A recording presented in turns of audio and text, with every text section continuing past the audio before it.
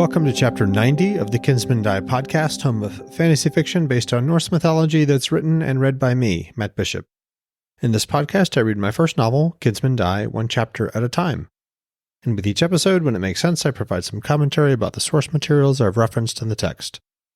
This week, we're back with Vafthrudnir. The last time we were with him, he'd been badly wounded in a fight with Freyja. Let's rejoin him now. Chapter 90. Vafthrudnir.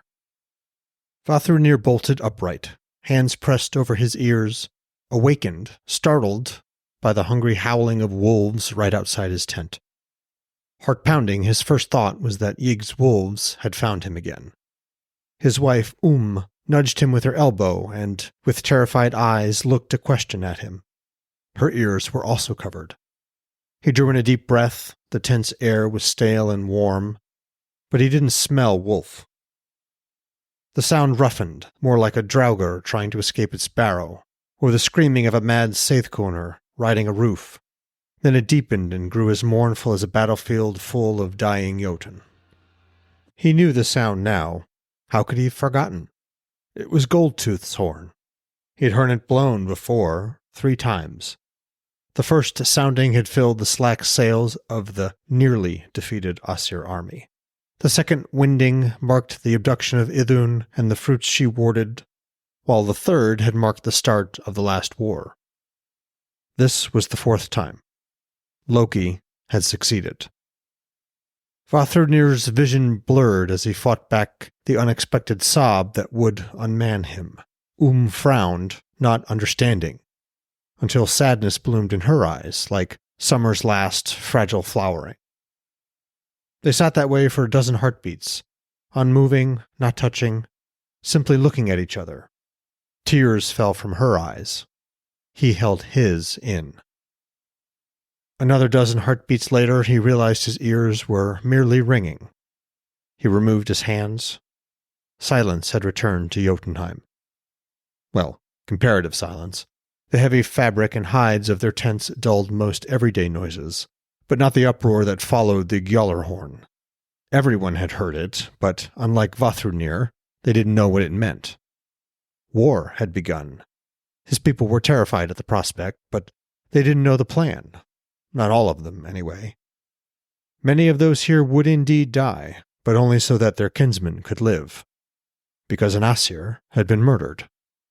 He rolled from their furs and began dressing. Clapped her hands to get his attention. "Where are you going?" she asked in the hand speech. He tugged on his breeches and tied the fastening. His fingers moved in reply. "The Skrymir will want to discuss what just woke us." "So, the plan's reaped its sad harvest, then?" He nodded. Her head fell forward into her hands, long black hair obscuring her face. Her shoulders shook. He pulled on a shirt and a heavier wool tunic.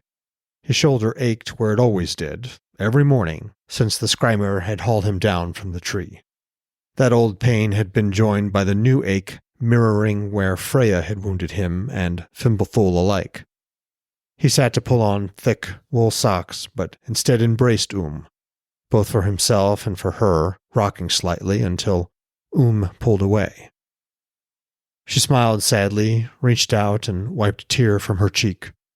Her fingers danced again in the Jotun speech. "I'm glad to see your tears. He did try to help us."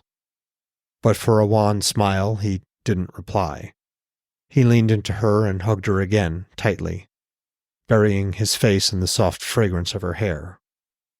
Perhaps they could have done it differently. Baldur had been kind over the last 20 winters, but Yg's hatred reached back far longer. There was no mercy in Yg's heart, so there could be none in his own. Loki's vengeance was a tool, a means to an end. He didn't like using it. A knife in Yg's back would have been better, but only fools refused to use the weapons at hand, especially in a fight to the death.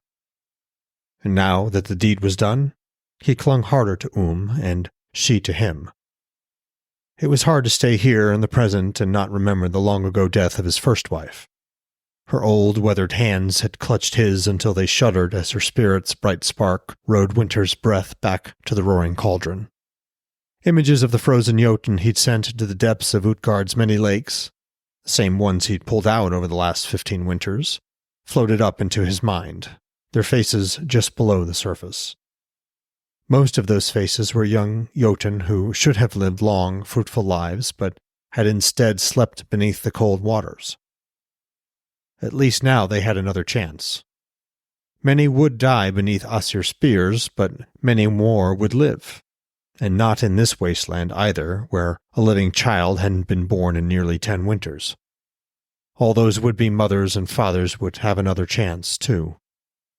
He pulled back, cupped her face between his hands, kissed her gently, and whispered, "I have to go. You'll be here when I return?" "Depends on how long you're gone.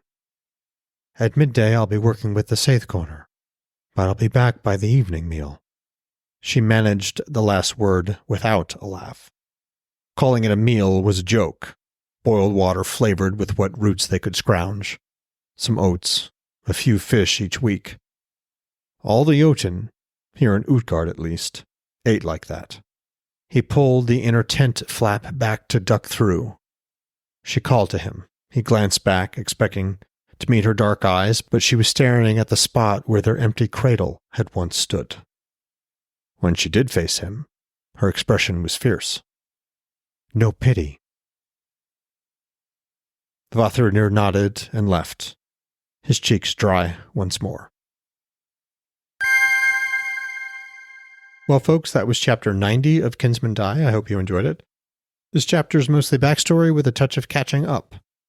We see again the far-reaching sound of Heimdall's Gjallarhorn, and we see that the Jotun plan is unchanged.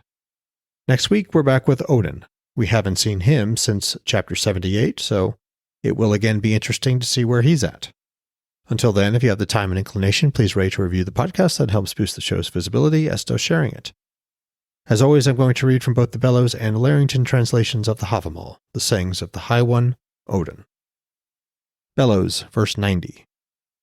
The love of women, fickle of will, is like starting over ice with a steed unshod, a 2-year-old restive and little tamed, or steering a rudderless ship in a storm, or lame, hunting reindeer on slippery rocks. Larrington, verse 90. Such is the love of women, of those with false minds. It's like driving a horse without spiked shoes over slippery ice, a frisky 2-year-old badly broken in, or like steering in a stiff wind a rudderless boat, or trying to catch, when you're lame, a reindeer on a thawing hillside. Thanks for listening.